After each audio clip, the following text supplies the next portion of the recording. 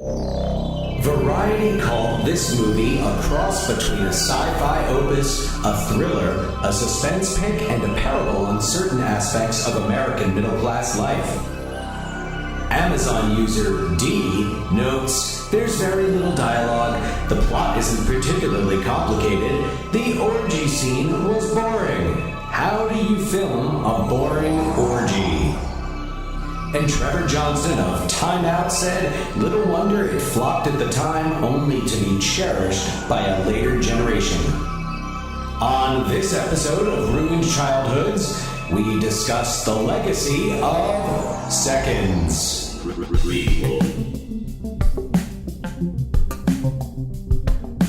Sequel.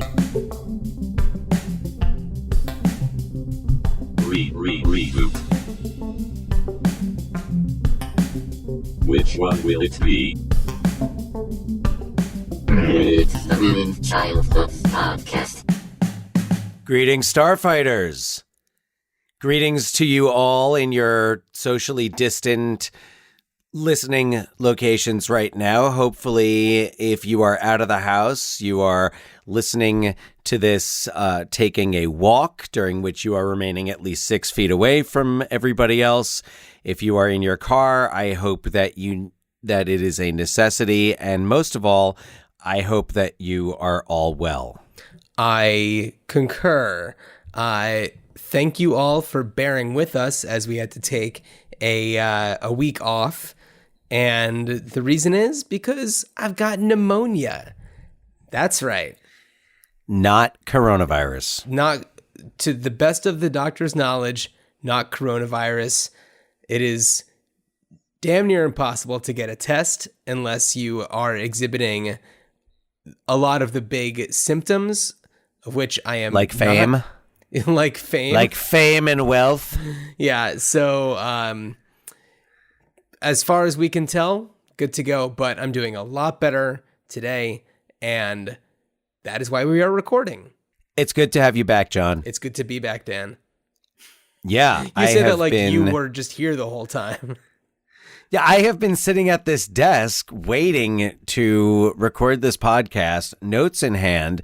I've had nothing else to do. So, no. I have been excited to talk about our movie today, Seconds, directed by John Frankenheimer, not John Schlesinger, which is the director I said. Oh, did you? On the Monster Squad episode. Oh, I didn't even fairly catch certain that. I did. Yes. No, John Frankenheimer of 7 Days in May and The Manchurian Candidate. So, yeah. Anyway. Yes, we'll talk more about that in just a little bit. So we actually got an email from our buddy French Fry Phil. Hey, Phil. So I'm going to go ahead and read that. Phil says, hope all is well with the two of you during this crazy time. Side note, it hasn't been, but we're getting better.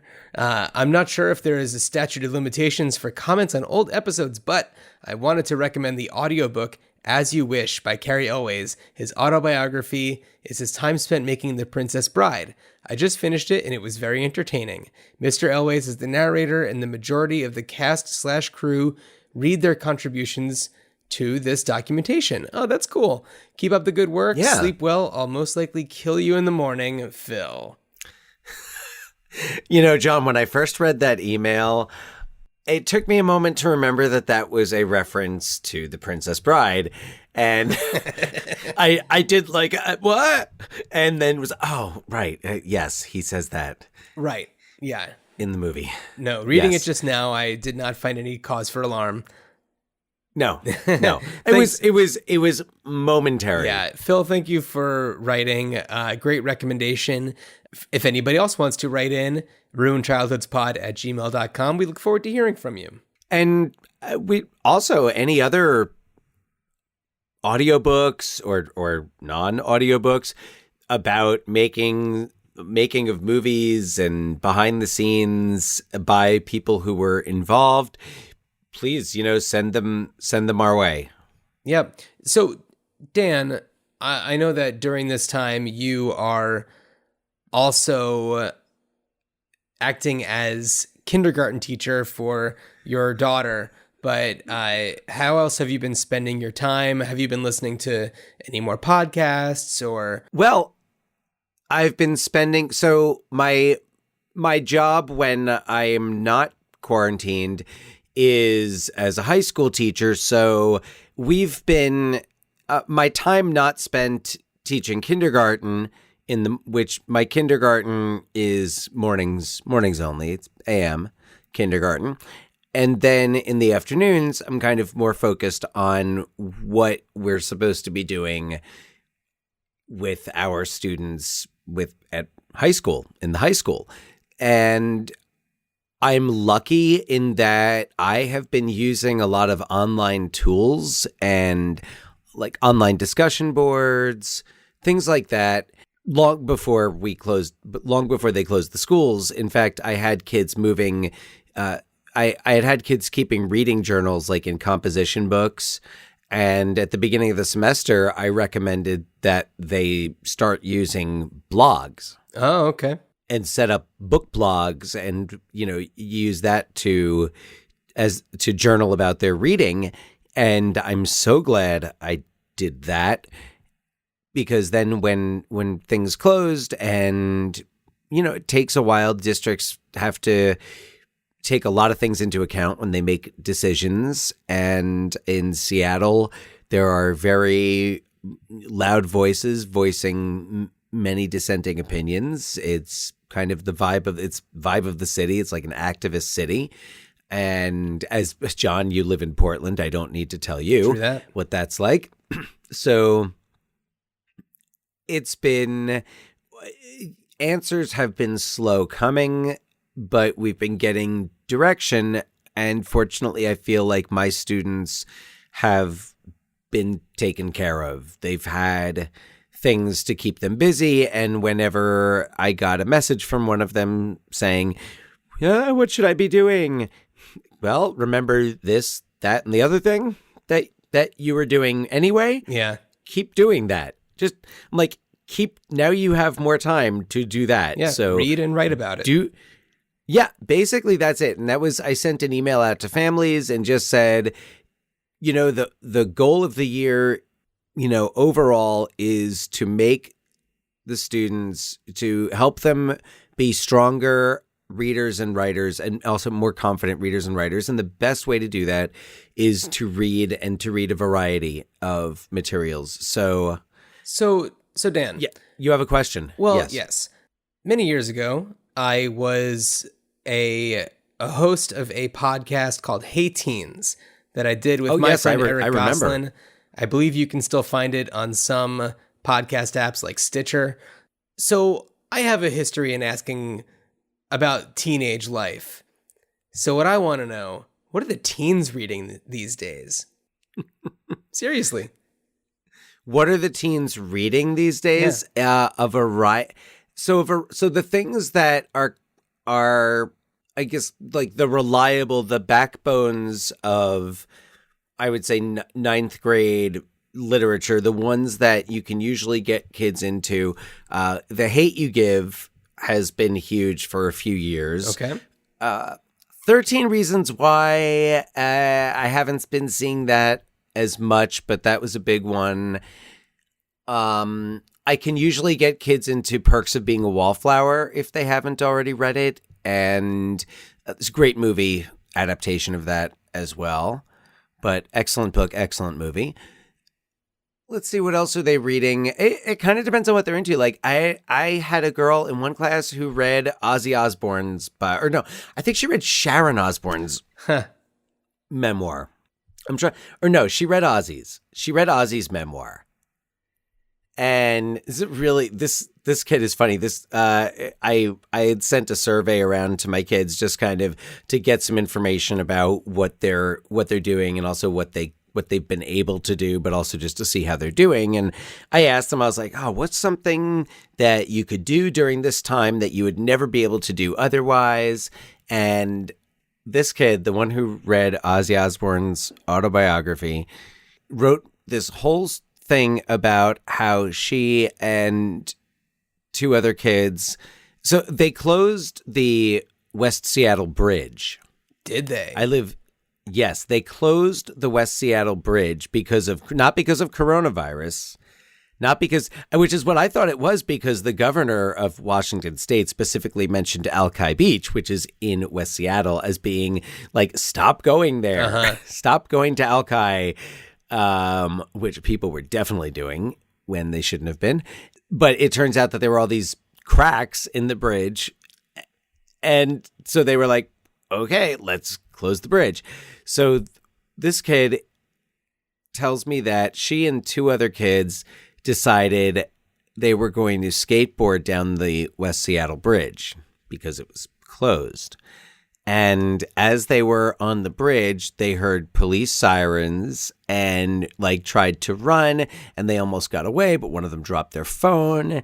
And then there was some other random skateboarder also on the bridge who like hopped over the like something and like hopped over the side, and they didn't see him again.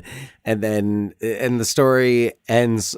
She's like, the next morning I woke up to my mother's hysterical laughter. I came downstairs and there's pictures of the three of us on like Facebook and online of us being questioned by the police from traffic cams. So, whoa. But it like it goes to show you really never know, because this is not a kid who you would see and think, oh, of course that kid's going to be like really into Ozzy and is going to try to skateboard down the closed bridge. Well, you really never know. And that brings us to our film Seconds. I don't know. Dan, so I was asking you questions, trying to see if you could say anything that would give me a segue into Seconds. I wish I had known.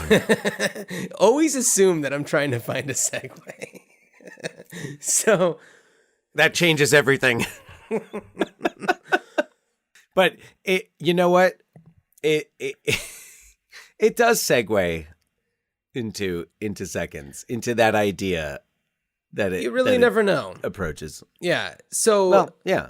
If I may, Dan, is it synopsis time? So first of all, we're talking about Seconds from 1966, as Dan said earlier, directed by John Frankenheimer, who directed Manchurian Candidate, Island of Dr. Moreau, Ronin, Reindeer Games, and a film for Canon Films with Roy Scheider called 52 Pickup.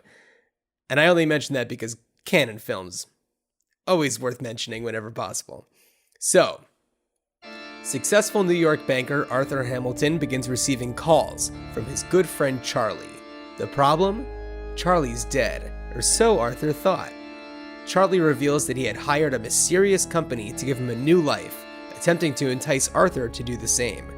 After following the trail that Charlie leaves for him, Arthur finds himself in an inescapable building where he's been given two options: fake his death, get reconstructive surgery, and live a new life, or a video will surface of him accosting a woman in bed, a video that was filmed after they had drugged Arthur, forcing him into the situation. Arthur then leaves his life behind, his promising career, empty marriage, and the adult daughter that he rarely sees. Arthur Hamilton is transformed into Tony Wilson, who is not only given a new face, but a new identity. Now, he's a Malibu artist, and he has to hone his skills so he can pick up where his existing body of work had been left off. After meeting Nora while on a beach walk, he embraces his new life with her by his side. Shortly after, Tony hosts a party at his home for his new neighbors, and after a few too many drinks, Tony loses track of who he is and how he is supposed to present himself. This is how Tony begins to discover the truth about himself, Charlie, and the mysterious company that brought them back together. What? Are you waiting for me to segue? It sounded like you were going to say something. So, I was just thinking about what a batshit crazy movie this is, but yeah, bananas. Go right ahead. So, John Randolph plays Arthur, who then becomes Tony, played by Rock Hudson, in a role very different from any that he had played before. We have Murray Hamilton as Charlie, who we might remember from The Graduate. Yeah, or also the mayor in Jaws. The mayor in Jaws, speaking of Roy Scheider. And Jaws 2. And Jaws 2, yes. That's been coming up a lot lately. Well, yeah. Wesley Addy plays John, his butler in Malibu. Butler in quotes. I mean, the guy who's hired to... Handler. Yeah, handle him. His handler. Jeff Corey plays Mr. Ruby, who is the person who runs this company. Is he the older guy? Yeah. Yeah, okay, yeah. So this movie is completely bananas. It's really cool to me that Rock Hudson did this movie. It's very Twilight Zone. It's truly bananas. It really makes I mean, it's kind of funny because it's like I was trying to decide if I wanted to give away the ending because it was made in 1966. There's been plenty of time, but also this isn't one that a lot of people have seen. So I hadn't heard of it until you told me about it like a year ago. It's part of the Criterion Collection. It's pretty well known in like the film world. Yeah. So this is from the IMDb trivia. Seconds has gained a cult status in later years and is frequently revived. According to director John Frankenheimer, it's, quote, the only movie really that's ever gone from failure to classic without ever having been a success, which I thought was a really interesting one. And when they say frequently revived, it's interesting because there hasn't been an actually made like real remake of it or anything. There's been like midnight showings, maybe something like that. There was, so did you see the Netflix series that came out this past year called Living with Yourself with Paul Rudd? No, I did not. I've not seen that yet. It's really fantastic. It's a real trip. Mm-hmm. It's not the same as Seconds, but it has very similar themes where you go to a spa and when you wake up, you feel revived and you have this new joie de vivre and you are just like this holy person. And then it turns out that they clone you, dump your body in a shallow grave, and then you are this new version of yourself. So in that show, the body that was buried wasn't actually dead. So the two of them, yeah, it's really fascinating. And it reminded me a lot of Seconds, there are some similarities, but it's definitely not the same.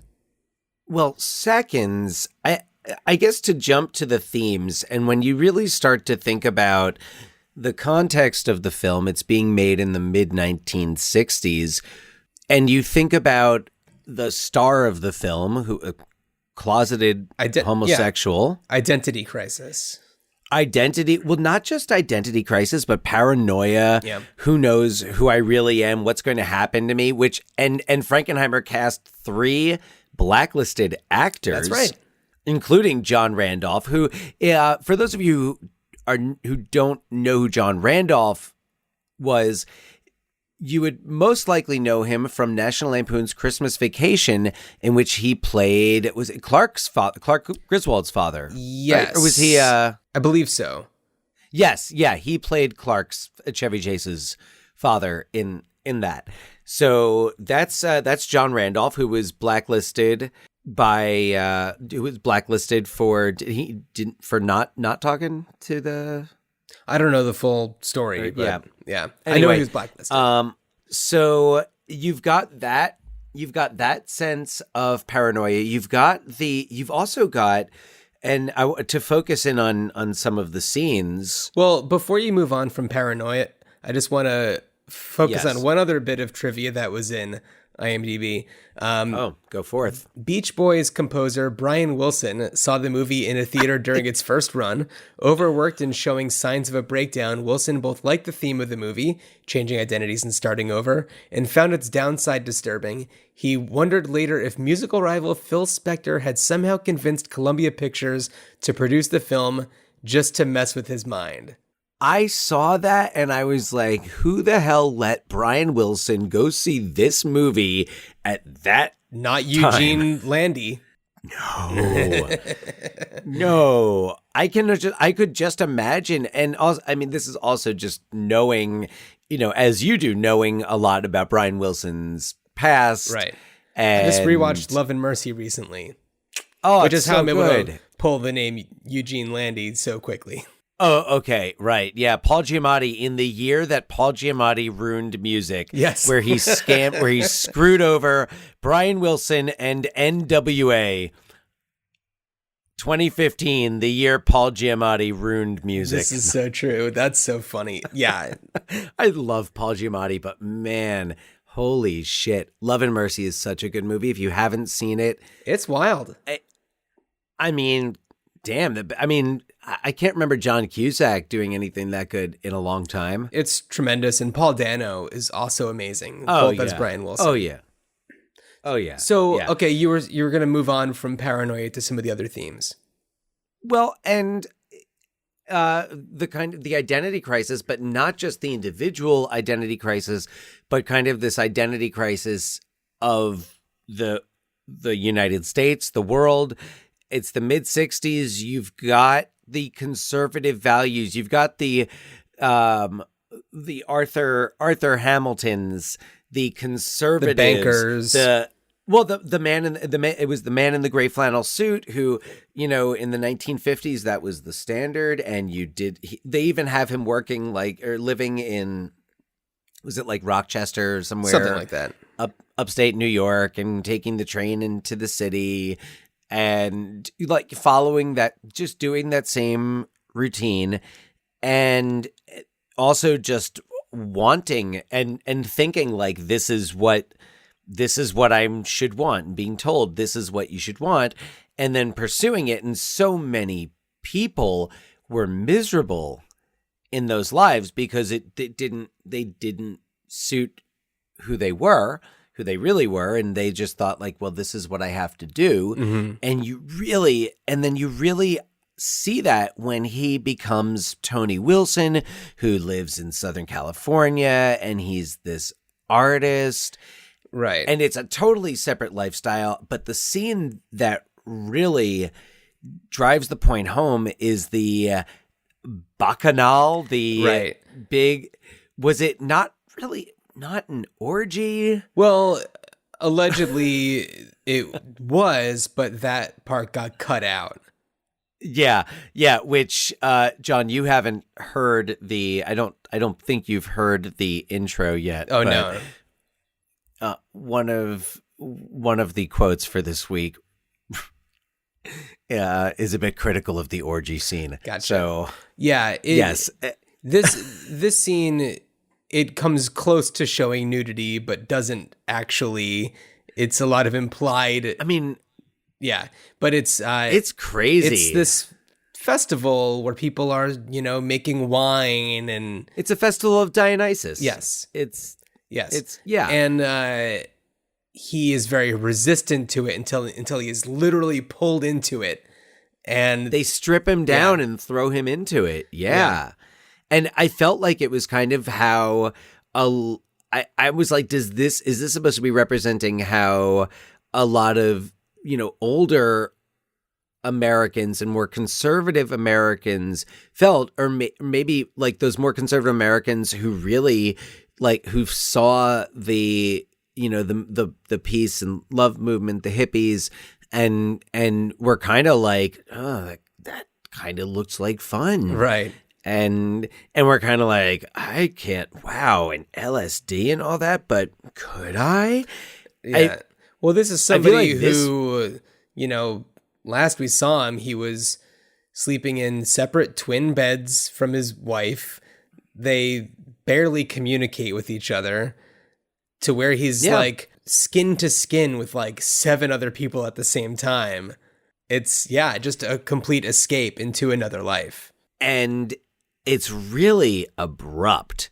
It's really he meets this woman, and of course, as one might suspect, she is not what she at first seems to be. Right. And he meets her, and he falls for her, and they go to this thing, and it's just this kind of this dark turn. And the party is after that. Am I? Yes. Am I correct? It's been a few. Interestingly, this was the second time, because I watched the movie when you first recommended it to me last year, and my experience watching it was very much that after I finished watching it, I really wasn't sure what I had just seen, but I felt that was because I didn't get something, and I was like, there's something I missed. And watching it a second time, I really caught so much more. Yeah. And just kind of seeing this, I mean, and it's just, it all connects so much between the straight-laced and the free, the conservative, the straight and versus the gay, and, Rock Hudson just kind of really wanting to, like, it's so crazy because it's not like this was written for him. No. He had nothing to do. It was based on a novel. It's so spot on. Right. Well, it's clear that he felt a connection with it, and I don't know. I mean, lent a lot to it. I mean, I believe he actually was the one who suggested that the Arthur character is played by somebody completely different, really even further differentiating Tony from Arthur. I don't know. It seems like he really lent a lot to it.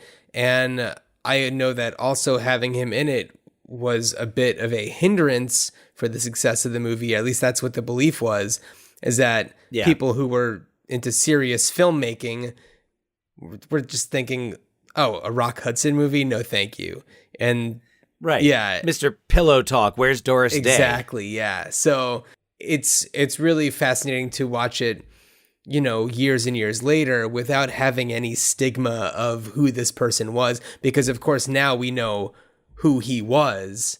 That was the first I ever heard of the first I ever really heard of Rock Hudson, because he died in 1985. And that was how, and I was like, his name was Rock Hudson. I'm like, for real? And I was thinking about this the other day. It set me off on a whole train of thought about how I feel like a lot of times we make fun of like professional wrestlers' names, and then I think about a lot of Hollywood names, and I'm like, there's no difference really. Like I'm trying to remember whose name popped in my head, but I was like, that's like such a wrestler name right there. I don't know. Yeah. I couldn't tell you who it was right now. But well, you have Robert the Snake De Niro. It was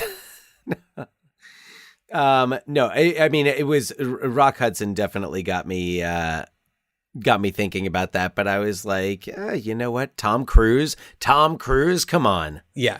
So, also a couple other points that I saw in the IMDb trivia relating to what we talk about on this podcast.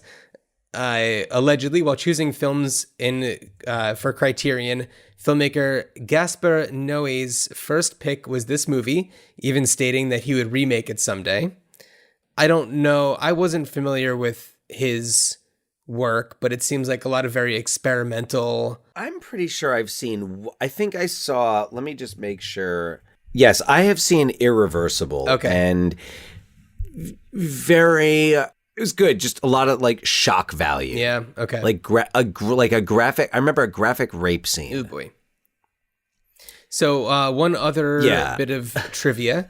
On assignment, professed Frankenheimer admirer Roger Avery wrote a remake titled Second, spelled 2NDS, for director Jonathan Mostow. It was eventually canceled. Whatever happened to Jonathan? I think he's been doing TV, Jonathan Mostow. I think so too. And Roger Avery was involved in a lot of the earlier Quentin Tarantino movies. Credited as a co-writer on Pulp Fiction. Reservoir Dogs, I believe. A little bit. He did Killing Zoe. He wrote and directed Killing Zoe with Eric Stoltz. Right. So, just interesting that, this totally seems like something that would come up again, and I'm sure that at some point it will. I mean, what do you think, John? Like, what would you do with it? You're given this. Well, you're given this assignment. Honestly, the movie as it was works kind of in any era. you can just, it's all about generational differences and identity, and those are issues that are always going to be a thing. And I think that a straight remake could totally work. It's the ending is so fun and twisted, and it just makes you think like, what is actually happened? Like, it doesn't give you all the answers, which is a lot of fun. So yeah, so it really gives you a lot to think about. What's up?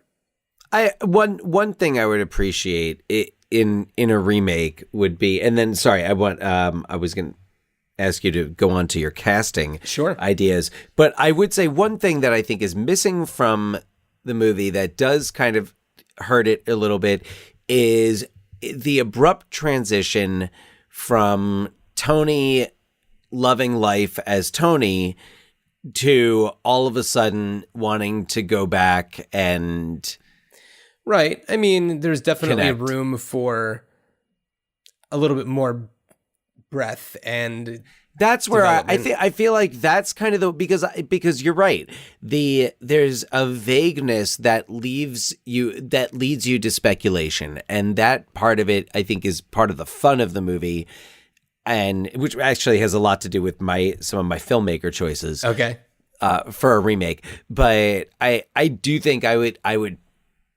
That's where I would throw in maybe an extra scene or two. Sure. Is just feed a little bit more into that transition where, you know, when he goes back to New York and right. And all that. There's a scene where he goes back and he visits his wife as somebody who has had encounters with Arthur. I can't remember exactly how he framed it.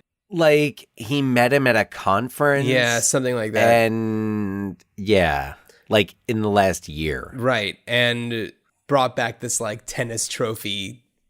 And I don't know, it was just kind of, it was a really actually fascinating scene. I really appreciated it. Oh yeah. Yeah. No, I thought it was great. And it's why I just would just like that, just a smidge more. Right. Transition. Yeah. There. Yeah. Well, I know that there was a scene that was deleted where he visits his daughter and her husband, who was played by Leonard Nimoy, the husband, not the daughter. Oh yeah. And I think that would have been a really interesting thing to see too, because I think that's what would probably give you a little bit more of the reason why he'd want to go back. Yeah. Yeah, I think I would definitely need to see like a little more of that connection rather than him just kind of getting drunk at a party and being obnoxious because he can't talk about Harvard. Yeah, exactly. Yeah, it's a great. Oh man, it's a great scene. And Rock Hudson I heard Rock Hudson really got drunk. That company should probably screen everybody and be like, "Uh-oh, did they go to Harvard? Nope, cancel it. Yeah, they won't be able to help themselves." So any casting ideas? Well, I wanted to start with director. Oh, director, yeah. This is such a I don't know, a filmmaker's movie. If we have anyone in common as you're going through your names. Well, my first did David Fincher. My second would be Denis Villeneuve. And my third and final would be Suzanne Bier, who did Bird Box. Oh, wow. Okay. I don't have any of those people who do you on have? my list. So, David Fincher, I guess, revisiting Fight Club territory. Yeah. Which I love. I'm a big David Fincher fan. So, but my list is a little different. I've got a long list here, and it starts with Charlie Brooker, who is the creator of Black Mirror. Oh, okay. Kind of a modern day Twilight Zone. And right.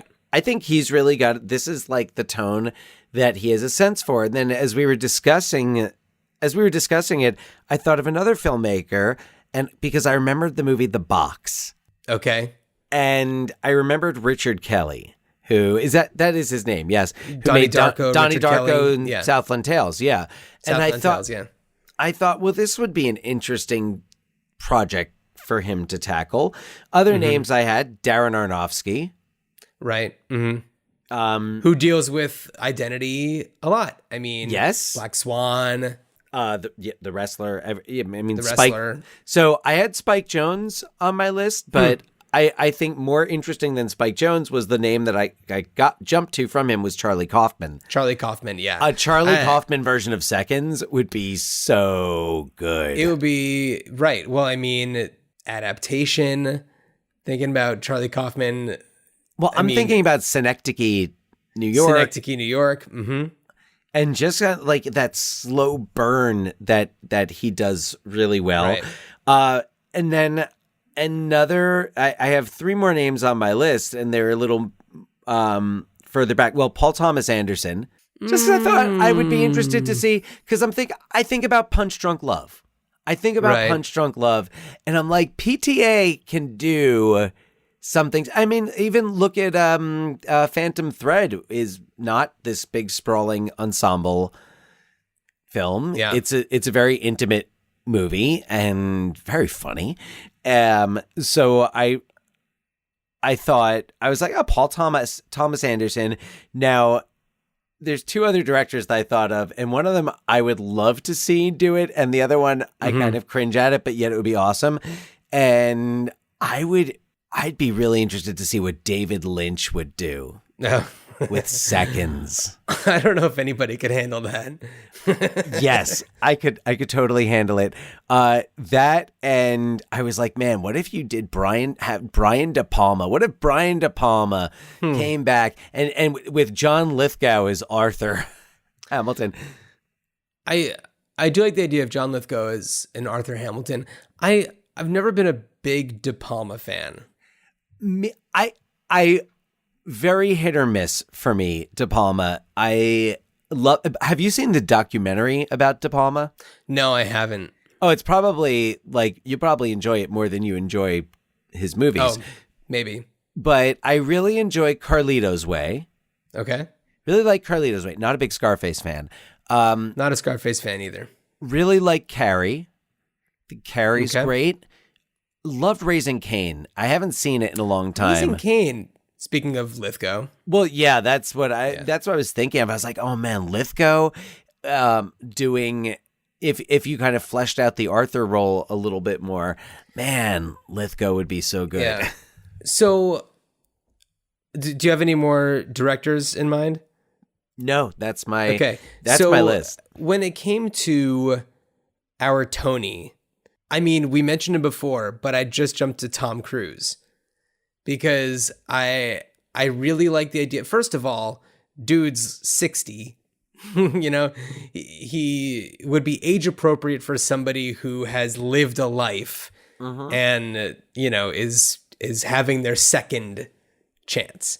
And thinking about movies like Edge of Tomorrow, even Vanilla Sky, you know, you know, the way that he does the person who's kind of scrambling. I like that a lot. I thought of Tom Cruise as are you thinking Tom Cruise would play, like, using whatever digital effects, that he would be both Arthur and, because I guess I've been thinking of it with casting 2 different actors. I did too, but for me, the Arthur character, the actor, I mean, I'll just start this off by saying that John Randolph is amazing, and you know, Rock Hudson is the name of this movie, is the name for this movie, but John Randolph like kicks it off in such a perfect way. And for the first like 40 minutes of the movie, he carries the first 40 minutes. Yeah. And I don't want to underplay that, but I wanted to focus more, you know, because you can name so many actors that would be an amazing Arthur. I guess, are you thinking Tom Cruise as Tony? As Tony. Yeah. Okay. Not as Arthur. Yeah. I feel like Tom Cruise is a little old for Tony right now. I'm seeing kind of like a good like 15 to 20 year age gap between Arthur and Tony, which is, I think, the age gap between John Randolph and 10 years. 10 years. Yeah. So I don't know. I guess with Tom Cruise, I think about the Tony. I think about Tony, and I guess that could work with Tom. Who would you cast then as Arthur? I don't know. I mean, John Lithgow is an interesting one. John Lithgow. John Malkovich is also good. I have John Malkovich and Miles Teller on my list as Miles Teller. I don't know. I was just thinking about it. I was like, Miles Teller. That's be good. I think a little too young. Be good. Too young. Yeah. Not like a Damian Lewis as Tony. I don't know. See, I kind of feel like it, because Rock Hudson, it's not like he was, 30. He was still 45 probably. I don't know exactly how old he was when this came out. Wait, he was 40, I think, because I think he was 40. He was born in 25, and this came out 66. Yeah, I'm pretty sure he was 40. Yeah. So he's around 40. Yeah. So anyway, he doesn't necessarily present as 40. It's 40 in 1966 is different than 40 now. Well, yeah, I mean, this is 40 now. Yeah, you're looking at it. Yeah. So yeah, I don't know. It's interesting. I don't know. It's tricky for me to think of the Arthur character. The other the other person I was thinking of for the Tony character would be Cate Blanchett. I was just about to say, I feel like the other great thing about remaking this is you are not bound by any restrictions in terms of gender, ethnicity, race, what have you. Yeah. It's all wide open. Yeah. So there's a lot of different ways you could go with this. Yeah, I was like Susan Sarandon as in the Arthur, a little bit too old. Julianne Moore, Sally Field. Julianne Moore, yeah, she'd be really good too. You're gonna change my face. You're going to change my face. You're gonna change my face. No, those are really interesting. So the other thought that I had is if this could be adapted to a television series. Perhaps what? God damn it! I thought you were going to say musical, and I was on board with that. Nope. Oh, man. Nope.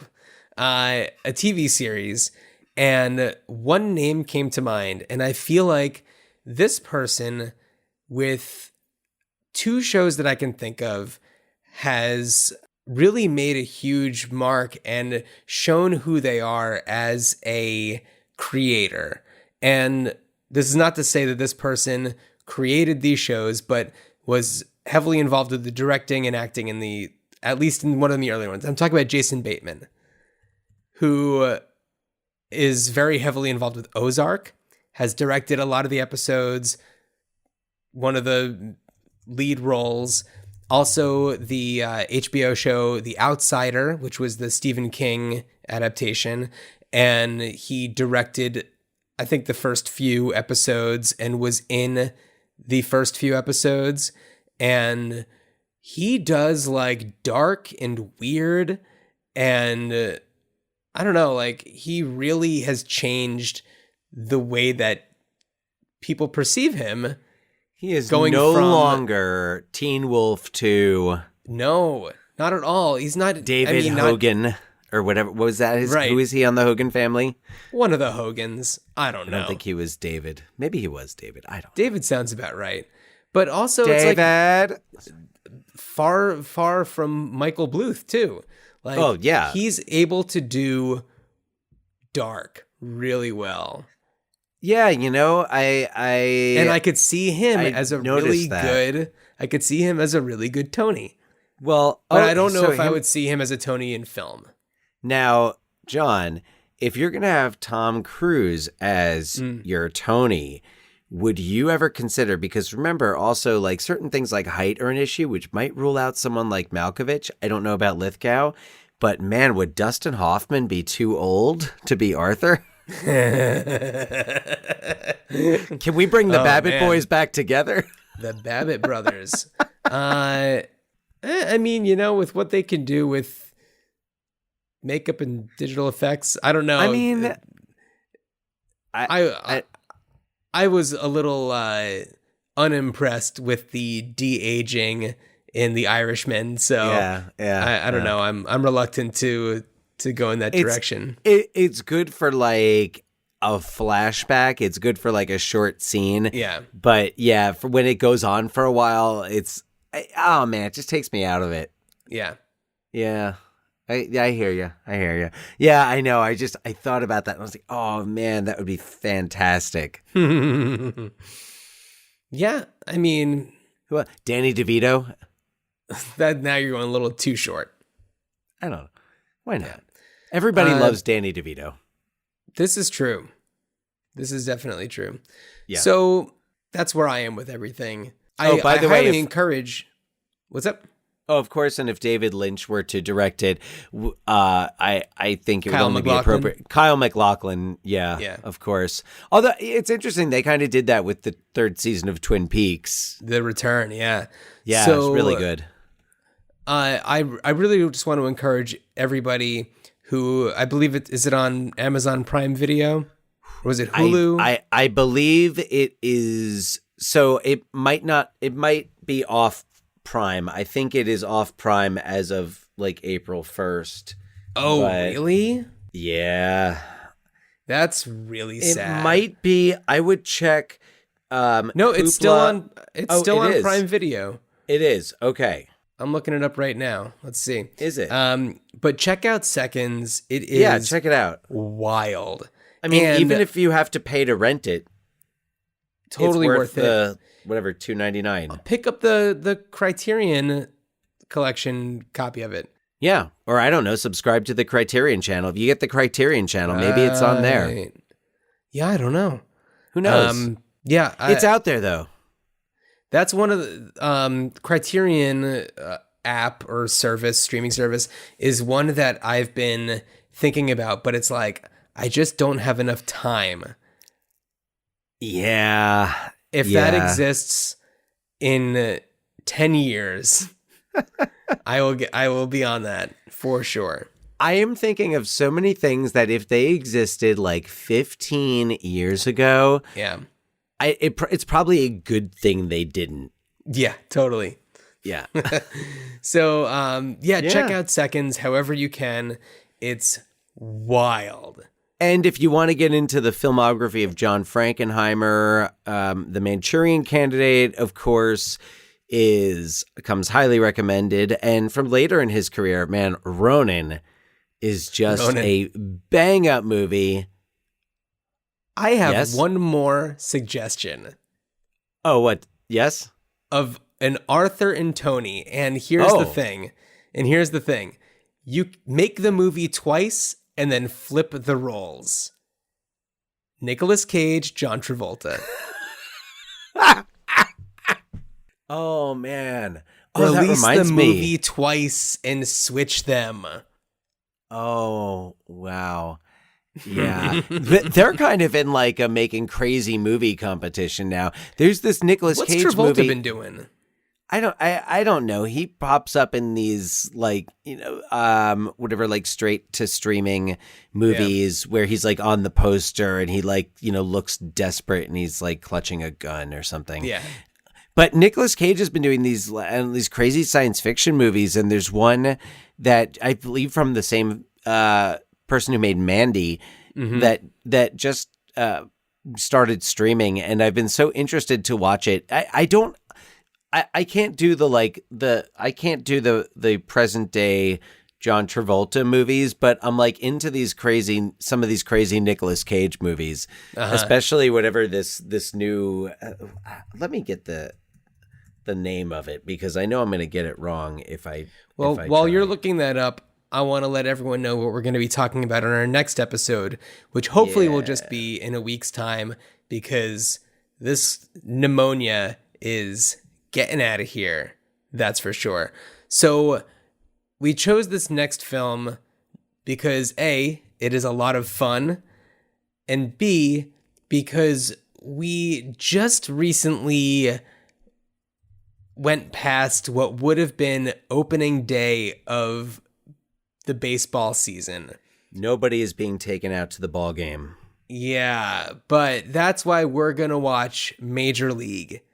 and discuss its fate on the next episode. Color Out of Space is the Nicolas Cage movie. Sounds about right.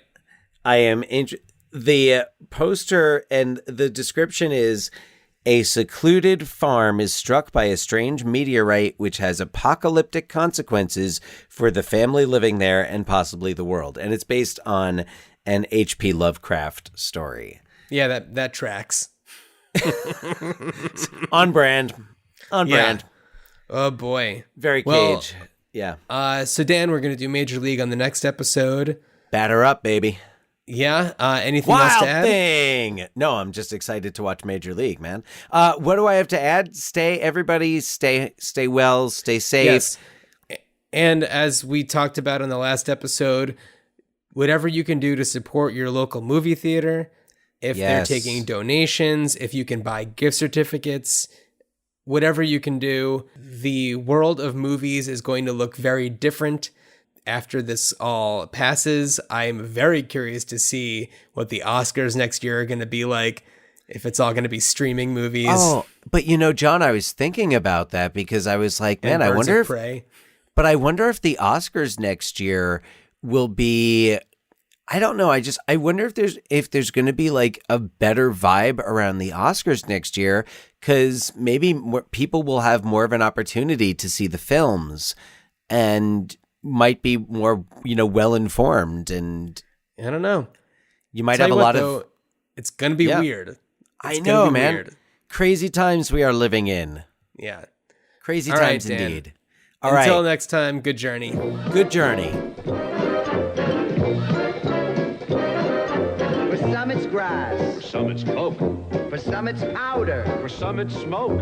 Everybody today is turning on. For some it's dust. For some it's weed. For some it's acid. For some it's speed. Everybody today is turning on. Time was when if a fella felt depressed, he simply got it off his chest by calling on a preacher, Talking to his teacher. coughing up a half a buck to see a double feature. But now it's pills, and now it's pot, and now it's poppers, and God knows what. Sniff, swig, puff, and your cares are gone. Cares are gone. Everybody today is turning on. The simple life it must have been, when smoke was Lucky's and high was gin. yes. One pink lady and how it turned them on. Junk was trash, speed was swift, glue was pasted instead of sniffed. Coke and aspirin and wow, it turned them on. Those days, whenever folks were feeling low, they knew that they could get a glow. And chase away the vapor, laughing at the caper, Martin, Jeff, and Cotton in the Sunday funny papers. But now it's, and down it goes, around your windpipe and up your nose. Sniff, swig, puff, and your cares are gone. Everybody today is turning on. Hey, remember when I was up and kicks were tame and amyl nitrate was some guy's name? Holding hands and smooching was turning on. Horse was ride and roach was bugs. French connections were foreign plugs. Jiving to Eddie Duchin was turning on. Those days when if your nerves were kind of shot, instead of going right to pot, you prayed to hold him steady, kept a Bible ready, Took advice from Rabbi Weiss. or Barry Bicaretti. With the world so much amiss, how can a whiskey be cannabis? Sniff, swig, puff, and your cares are temporarily gone. Everybody today is turning on. Hey, remember when hash was fried and tea was brewed? Someone pushing was merely Oh, rude. absolutely. But once a week, you cut the grass, and too much acid just gave you gas. Sniff, swig, puff, and your cares are temporarily gone. Everybody today is pumping.